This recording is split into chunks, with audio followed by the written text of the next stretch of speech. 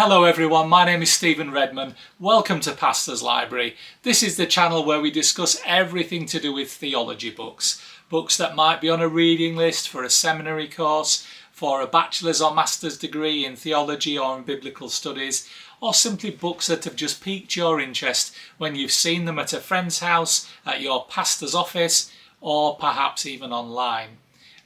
We talk about everything to do with books, so if there is something you want us to address that we haven't done already, then why not leave a comment below? I will try and get back to that. Although please remember that some books need a bit of preparation time and it can take a few weeks before I can turn out something that I'm happy with. So if you like what we have to say today, please leave us a thumbs up because that helps the algorithm. Please subscribe and click on the bell if you haven't done already. And why not find someone this week you can recommend us to and send them a link. That would be very good and very helpful for us. Although, let me make sure you understand, I recognise that this is a niche channel and it may just be that your window cleaner may not benefit directly. But on the other hand, you never know.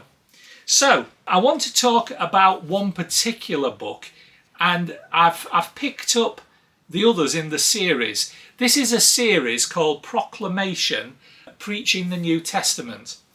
And whereas you could look at a book like this like a particular minor commentary for pastors perhaps, or for preachers, but this is the sort of book that I have normally steered clear of because I'd never have any problem coming up with ideas for sermons. My problem is squeezing everything that I have in my mind in a week into one Sunday morning sermon, and that's why sometimes I preach more than once a week.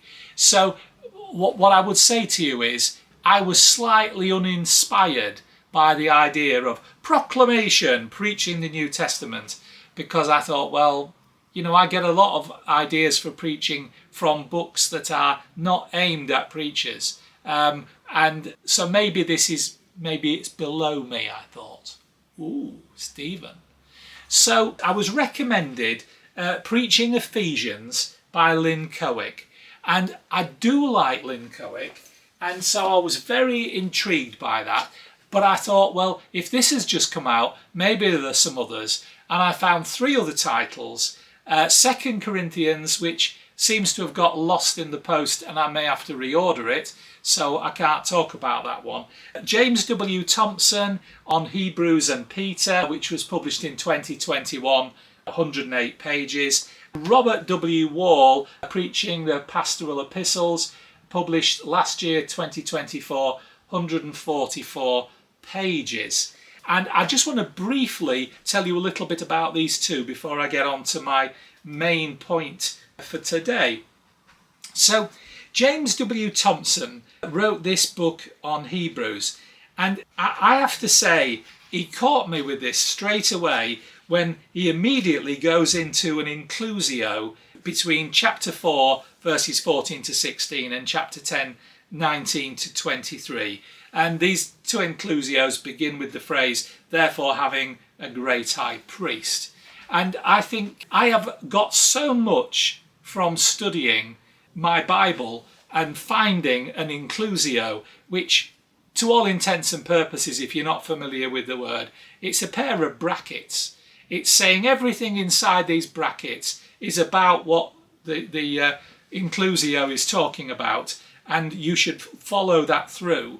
And sometimes you'll find a book that's got a couple of inclusios.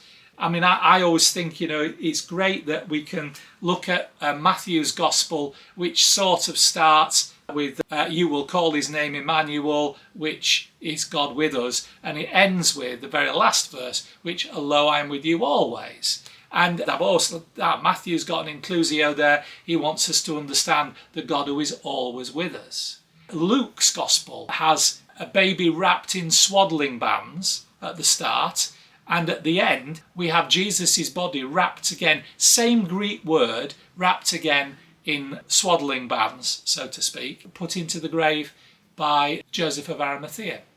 Now, to me, it's always very interesting when you've got a common point. Luke's the only one that talks about strips of cloth. and his gospel is contained between two incidences with strips of cloth. Matthew is the only one that really makes this point about Emmanuel, God with us, and the last words of Jesus to his disciples, I'm with you always. He wants us to understand his gospel within that framework. And I think whenever you find things like this, I've always been intrigued by them. Now, I haven't read this through yet, but I'm going to go away and I'm going to study this inclusio in Hebrews and see what I get from that. But James W. Thompson is a man with a good pedigree, and I think I will get something out of that. Robert Wall in 2024, 144 pages on the pastoral epistles, and I've read a couple of other books by Robert Wall. He's got a commentary on Timothy, and he's got a book which I don't know if it was maybe a thesis or something, but it's New Testament as canon, goes on to look at canonical criticism.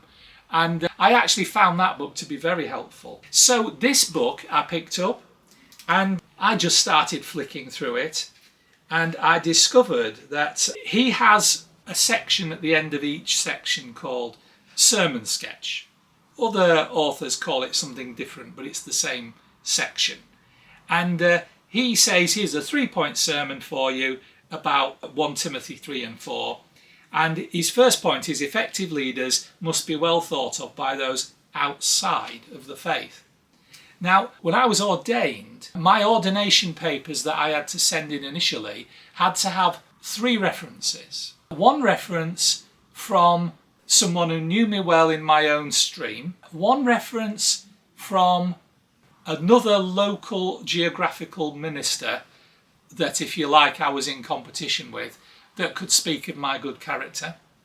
And the one thing that really impressed me was they wanted me to send in a reference of someone who wasn't a Christian, who could talk of my interaction with the community. And I was a fortunate man. I had a choice of a few, and my references sailed through. After a period of interviewing and being quizzed very heavily, my ordination came through. Now, I just thought about that, and I thought how important it is that we are valued in the community. It really is an important point. And I thought, yeah, I could do a preach on that based on 1 Timothy 3. And also, he talks elsewhere about the sexual purity of widows. And he particularly makes this point: sexual failure by believers was a vote against the gospel in antiquity, as it remains today. And I think what Robert Wall is saying is, our Bibles could not be more up to date. They are addressing the issues that we face currently. And the issue of sexual purity, sexual fidelity, is such a big issue for us as Christians.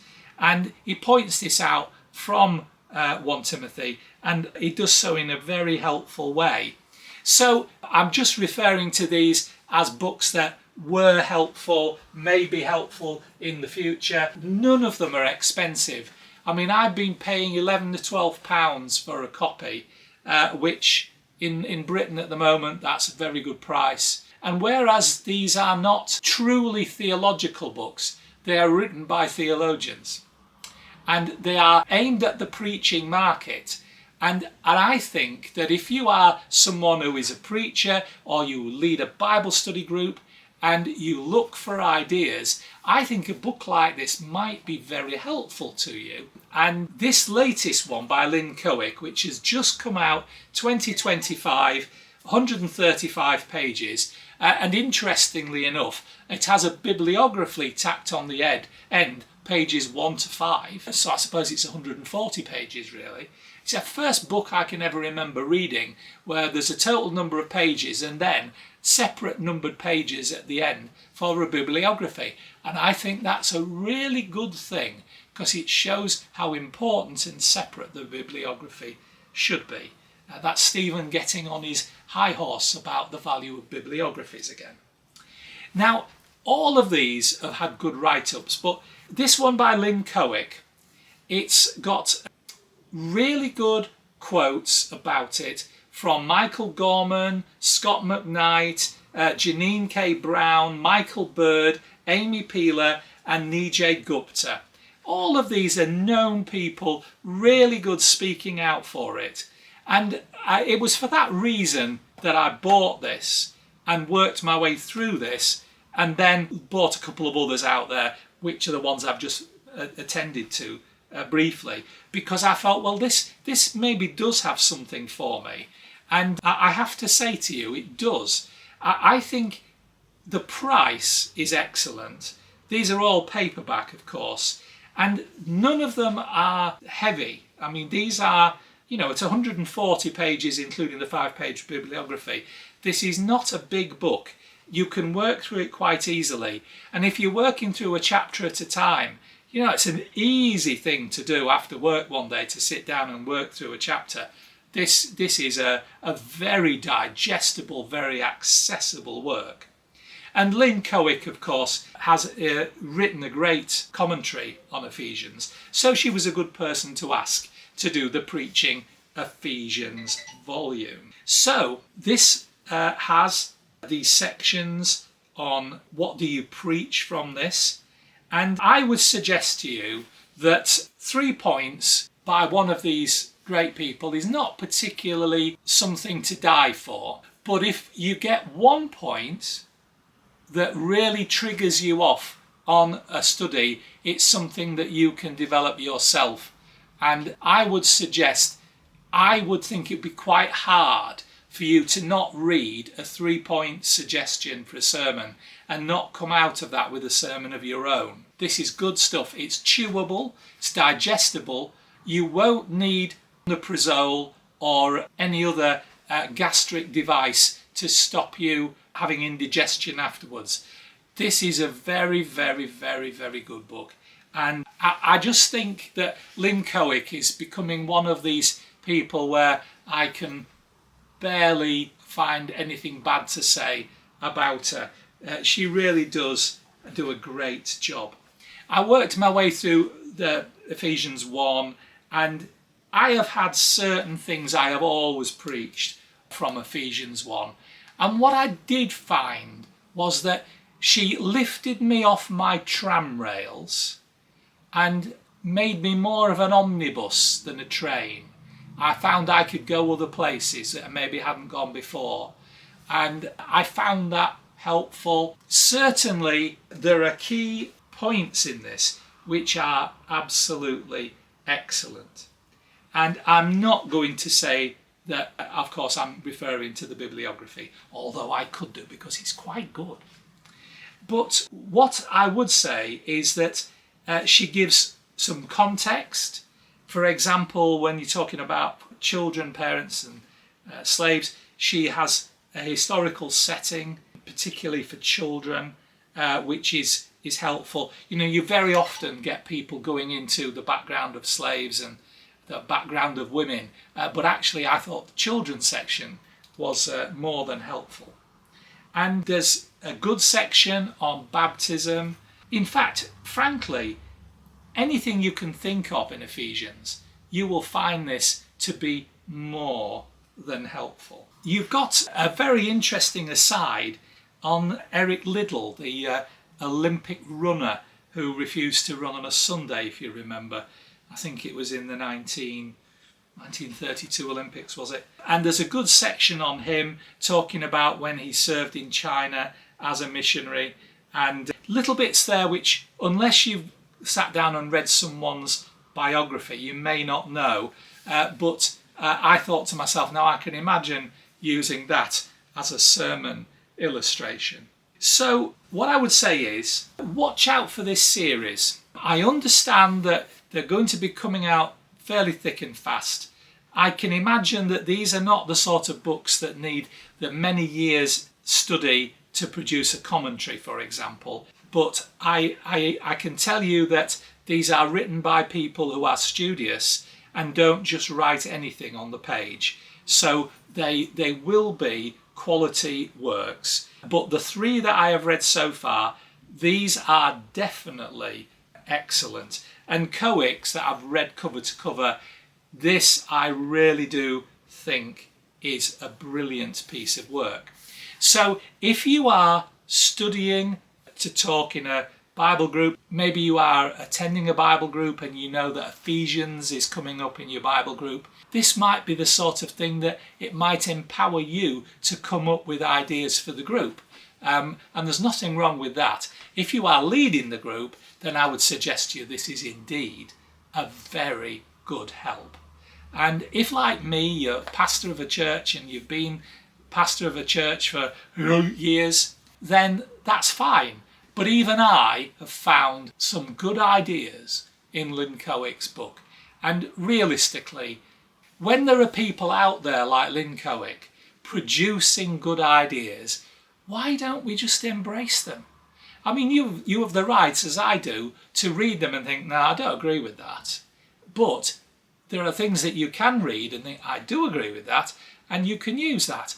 And quite honestly, if I read a book cover to cover and I come out with one thing that makes it into my Sunday morning preaching, I consider that's been a success. I really do, because there is so much out there, and where we can grasp a little gem here and there, or a fleck of gold, why shouldn't we take that on board? If you hear me preach, incidentally, you will notice from time to time that I say I'd like to thank Scott McKnight for this point, or Austin Farrer, or whatever, because I do think it's good as a local preacher to include references in what we say, although some of them may be more on the PowerPoint slides that you don't see online.